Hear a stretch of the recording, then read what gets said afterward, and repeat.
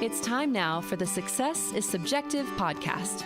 Here is your host and therapeutic consultant for young adults only, Joanna Lilley.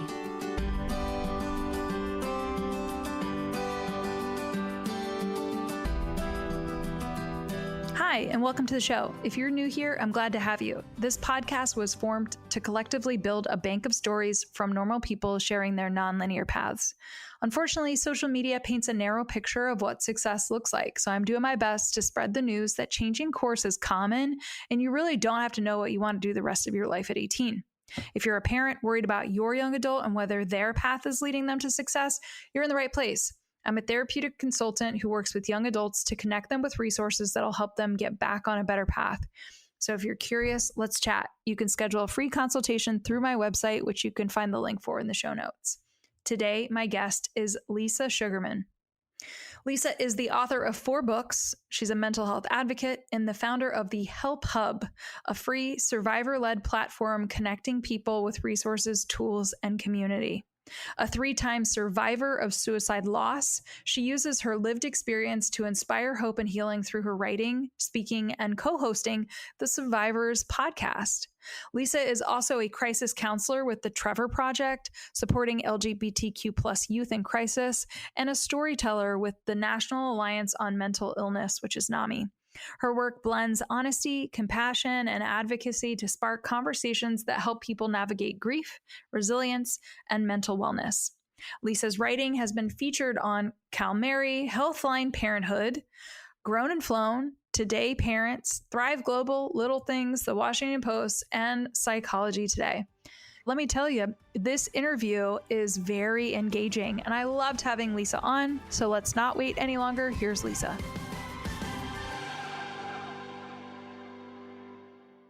Lisa, thanks for being a guest on the podcast. It's my pleasure. I'm glad to be here.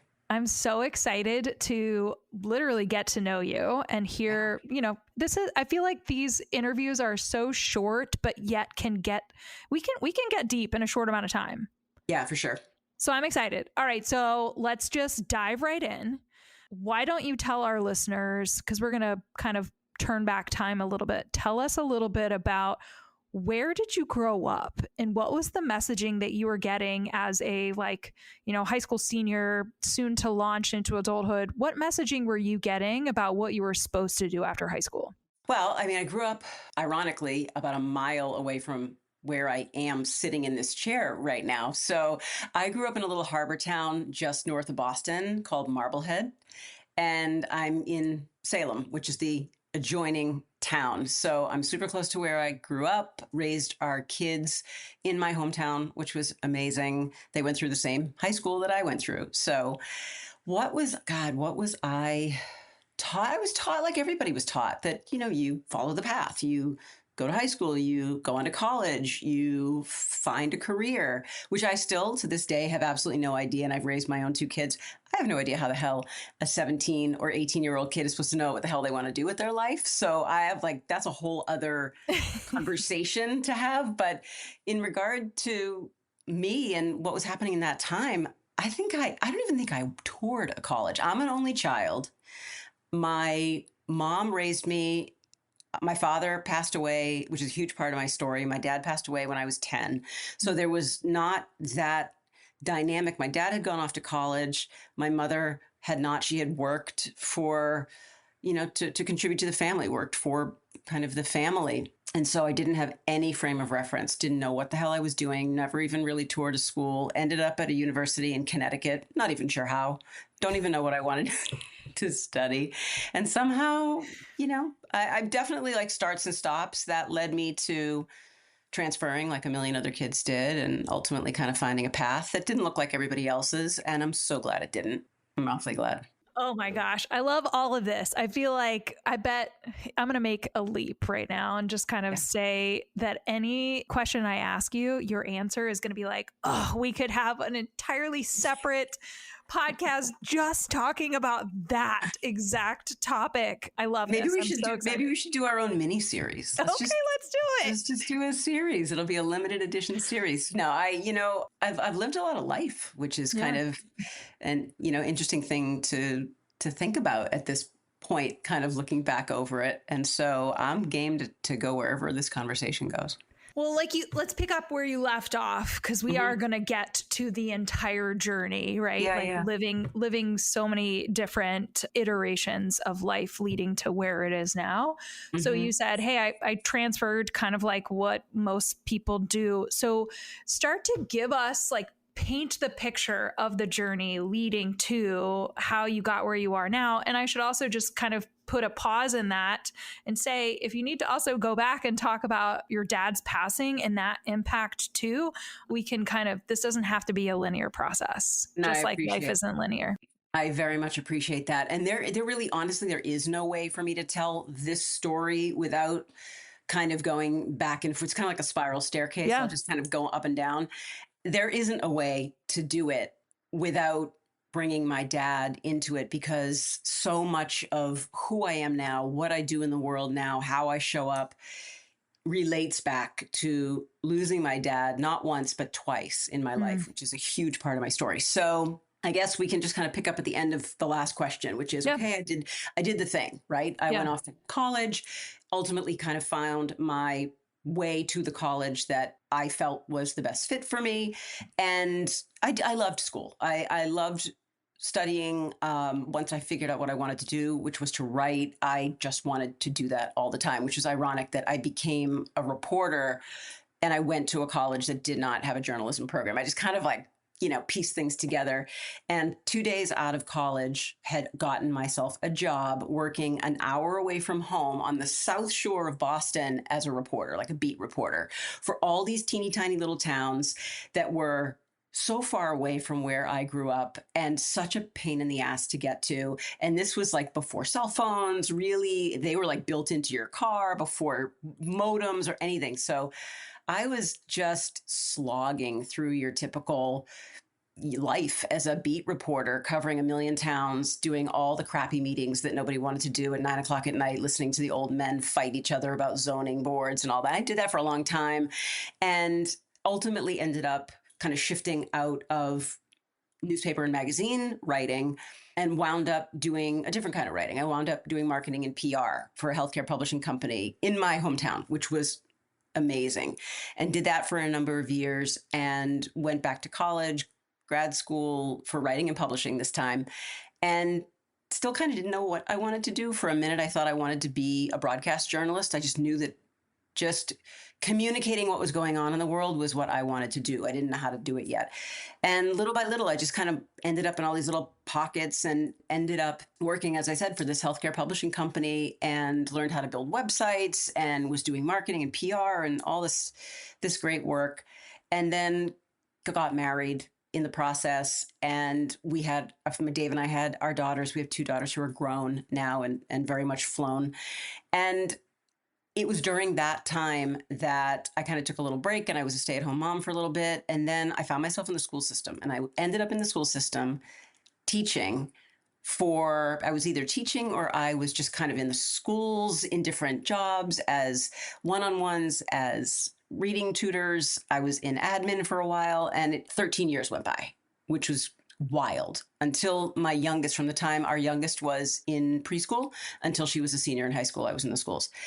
And it was during that time that I found my niche in terms of what kind of writing I wanted to do. I was a parent. I was a mom. I was working. I was raising kids. And I started writing this column for my local paper. And it was just supposed to be a one-off. And people liked it and reacted well to it. And 1 became 2, became a year, became a bunch of years, became syndicated, became all the fun things. And that turned into a book, and then it turned into a bunch more books. And so for a really long time, I was embedded in this parenting space. And then this is where the part about my dad kind of circles back. So it was about 12 years ago now that I learned very much by accident that my dad, who died when I was 10 years old, very suddenly, he was a very healthy man, active, joyful, present, died of what I was told by my mother was a heart attack. And that's how I grieved him for 35 years. I was 10 years old. I went all through my life, school, marriage, kids, was married 20 years and had 2 children when I found out my dad had taken his life. And literally, it was like I fell over it. It just happened that I asked a question that I had never asked before, and one thing led to another, and it came out, and there it was, and my entire identity changed in that split second. The way that I've begun lately to explain it is that, those old pictures of the atom bomb, and they used to go off and you'd have this mushroom cloud and it just leveled everything. That was me. And that's what happened. And everything shut down. I didn't do anything. I had to be mom. I was still working. My friends had no clue what was going on. Only my husband and my mom. And I was two entirely different people for several years after that. Just outward facing, inward facing, trying to navigate it. This is impossible. How could this have happened? And it was like square one, second one of losing my dad all over again. And now I was 45 and I had kids. And all of a sudden I was a suicide loss survivor. And what the hell is that? What do I do with that? So I got my brain around it as best I could, processed it as best I could. And then ultimately at that point, I started doing the thing that after we told our kids, eventually told our kids, thought they needed to know, I just started owning it. And when it came up, I would share the truth. And that led to more sharing, different kinds of sharing, writing. And the internet's a funny place. You put a hashtag on one thing and you just never know where it's going to go. And this podcaster in Canada reached out, said, "You don't know me. I saw your story. Can you find it in yourself to come on my podcast and share your story?" I had never done that before. I have not stopped since. And here we are. And now what's wild to me when I look at it from like the drone view, the bird's eye view. Mm-hmm. Now from that was 4 years ago, I think. Mm-hmm. I have since launched my own podcast called The Survivors that I co-host with another woman who is a survivor of an attempt. I am a trained crisis counselor with the Trevor Project. I work for Samaritans. I'm on the board here in Boston in Samaritans. I help facilitate grief groups for suicide loss survivors. I started a mental health and wellness resource platform called the Help Hub. And my next book is coming out. And this one is not a parenting book. This one is a mental health book called Surviving. And it's due out in April. And it just, all this stuff somehow coalesces into this beautiful world of just advocacy and awareness and, just reinforcing that there is hope. Wow. Where do you want to dive in? Well, so can I ask you, I want to ask you a loaded question just like right after that. And I don't want to, so for anybody listening, I want to be really effing clear that I am very empathic to what you just, Lisa, you dumped a lot. Yeah. And it's amazing the work that you're doing. So I would be remiss if I didn't actually name that before jumping into this next question, because it might come across as just like almost irrelevant. Like I kind of listened, I heard you, but I didn't actually even, I skirted around it. It's a touchy subject. Yeah, sure. But there's nothing you can't ask me. Perfect. Okay. So here's the thing. I ask every guest this, and I actually think it's perfectly timed for me to ask it right now. So having heard all of your story, and I should also say, I am very excited to hear your response to this. Knowing your journey right now, that you've got your second book coming out here in spring, do you see yourself as successful? I quantify my success. I don't live in a world where I see success like I believe a lot of people see success. I feel like I'm a good mom. I feel like I know I'm a good partner. Otherwise, I wouldn't be with my husband for almost 40 years. We've been together since we were 17 years old. I feel like the work that I put out into the world, the content, the volunteer work, the advocacy work, I feel like that's doing something. I feel it because I hear it, I see it, I know it, I'm told it. So that's how I measure my success. And I'm not doing it under the guise of let's be successful, let's sell a bunch of books, let's get a bunch of downloads. It's let's save a bunch of people, let's reach a lot of people, let's change the narrative, let's do better with our mental health. So I think in that way, I have been successful, and my goal is to continue to be as successful as I possibly can be in that regard. Does that answer it? Yeah. Yeah. Beautifully. Okay. So this podcast is mostly listened to by parents of young adults, right? The whole reason that I created this podcast was going back to the comment that you said earlier today about your kids and like just young adults nowadays. How are you supposed to know what the heck you want to do at 18? Like, that's just wild. Now that we've lived life and we see the journey that we each life is about choices, right? You get presented with potential job opportunities, or you have some sort of like medical emergency within the family. And like life has twists and turns. We can't see the future. We have no idea what it holds. And so we're on the journey. That's all that we can say. That said, the mental health crisis with young adults right now is at an all-time high, even though we really are putting all of the resources in to try to support and like somehow curb this like growing need. And suicide is a really common, unfortunately, it's becoming increasingly common for young adults. And we know that there's a lot of statistics around there about like this 18 to 26 population. We can like even like narrow it down to gender. If we're talking about college statistics, some schools can identify like certain students that would be more at risk than others, but I digress. I'm going to ask you a little off script question, but it totally is in line with the work that you do. What's one thing that you feel like we need to be doing better to help support this young adult population as a means to not be dealing with more people that would identify as survivors of loss due to suicide? I have spent an awful lot of time as a mom. I've spent an awful lot of time as an educator. I've spent an awful lot of time writing about all of those things and those dynamics. The one thing that I started doing, I wished I had started doing it sooner, Mm-hmm. that I think is an agent of change in all of this, is shut the hell up and listen to your kids. Stop doing all the talking. Listen to your kids. Ask your kids, who, of course, this is the age group we're talking about. These kids are kids that can have this conversation. These are kids that have opinions and that have feelings and that have desires and that have issues that are adult-like issues. So shut the hell up and listen to your kids and ask them, what do you need? How can I help? What's going on? What are you struggling with? What do you want me to know? Because as parents, and look, I'm a mom, so I've fallen into this trap 1,000 times. We have this compulsion as parents to think like, I've got to have all the answers. I've got to be the one doing the talking. I've got to be the one to set the infrastructure and the vibe and the tone. And I've got to be on my game all the time. And I can't show that I'm not.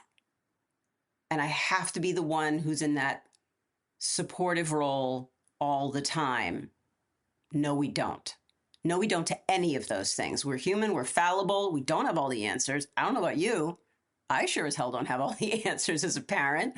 And I don't think anybody does. And so I think that when we genuinely do that and come from a place of wanting to really understand how we can best support our kids while also empowering them to be resilient and support themselves, then we're on to something. I'm shaking my head, but I'm also over here thinking like it's so much harder to like in the moment to stop and listen and not immediately jump to action like you just talked about as a parent. Like just to sit and listen. And it's tough. Yeah, it's super tough. But I think to your point, this day and age, we have to. Otherwise, we're dealing with some pretty substantial consequences after the fact, and that can be harder. It can be. It can be. And I want to give you an anecdote that's sort of similar to this. It's how I used to engage with my oldest daughter. Like everybody has different kids. They have different personalities. All those things are true in every family. And my girls are no different. They are very different. One is more emotional outwardly. One is not. And, it runs the gamut. And with my oldest daughter, We used to always clash. Like, we have so much incredible love for each other. We're a very, very tight unit of 4. And in spite of that, there would be times when my daughter engaged around issues or conflict in a very different way than I did. But I felt like I was always coming from a place of, let's fix it. Let's talk about it. If there was a conflict or a struggle or a challenge or an issue, I would want to, like, let's hit it. Let's figure it out. Let's sort through it. Let's roll up our sleeves. And that would trigger the hell out of her. She would shut down. She would, say all the things that, to get mom the hell away. And here I am coming from this place. I'm like, how can this be wrong? I'm trying to work on it and fix it. Do you know what changed? My husband used to say to me, he's like, babe, just walk away. Walk away. She will come to you when she's ready. And I just came from this place. We have these internal beliefs that we're all pre-wired with. And some of them are right and some of them aren't. And we call that instinct. And some is good instinct and some is shitty instinct. So I would always just hammer away at her. And it was when I finally took that in and took it to heart and was like, wait a minute. She's a real person now. She deals with things differently than I do. She believes different things than I believe. I'm going to do something for her benefit and handle this according to her. Everything changed. Everything changed. Our relationship changed. Our dynamic changed. Everything changed. And she comes to me every so often. She's 28 now. She comes to me every so often when we have these kinds of reflective conversations. And she's like, it's pretty wild how everything changed when, like, you really kind of heard me and saw what I needed. And that's kind of what I'm getting at. And I'm giving you that from my own lived experience so that anybody listening to this knows, like, I'm not just giving you advice that I'm not taking myself. Like, that. Now, that was in the microcosm of our own little family. You and I are talking on different terms. We're talking like bigger picture, but it all feeds into itself. Yeah. Well, I mean, it also humanizes you too, right? It's not just like, hey, I'm out here helping people, but it's like also I'm transparently, like, honest that I'm also a parent, and I did not get the guidebook on how to parent, especially young adults as they become their own human. Yeah, exactly. Okay, so how do people connect with you? You rattled off all of these, like, the book, everything. So talk us through how any parent listening can actually connect with you. Okay, so you can always go to my website. That is the catch-all. That's where you find all the books, you find all the socials, you find all the deep, deep archives of everything that I've written in the world, all the podcasts, all those fun things. It's on thehelphub.co. That's my website. It's gone through an awful lot of change in the past year and a half. It now is a complete reflection of the way I show up in the world and the work that I do in the world. It's got kind of all those moving parts. So if anyone goes to thehelphub.co, you can reach out to me, connect with me, take a peek at all the things that I'm doing in the world. And if you're interested in any of the books that I've written, they're all available through my publisher. I love my publisher so much. They're an incredible group of people who are dedicated to making families happy. And they're Familius Publishing. And they're out of California, and you can go to familius.com and you can just search my name. All my books will come up, and they just have an absolutely endless pool of resources to kind of help you from A to Z. We'll make sure we have the links to all of these connections in the show notes. This time flew by, and I'm just going to say, Lisa, thank you so much, not just for showing up on that very first podcast interview, a while ago, but to now continue to allow all of this to snowball, to be a guest on this podcast, to share the very, like, brief snapshot of your journey, but let it be for folks to hear you, to humanize you, to get curious, and then to connect. Because that to me is the call to action. These interviews are not this is not obsolescence. This is the introduction to Lisa. So please, anybody listening, connect with her. And Lisa, thank you again for being a guest on the podcast. It has been an absolute pleasure. I could have spent the rest of the day in cyberspace with you. I loved this conversation and just appreciate you holding the space for it.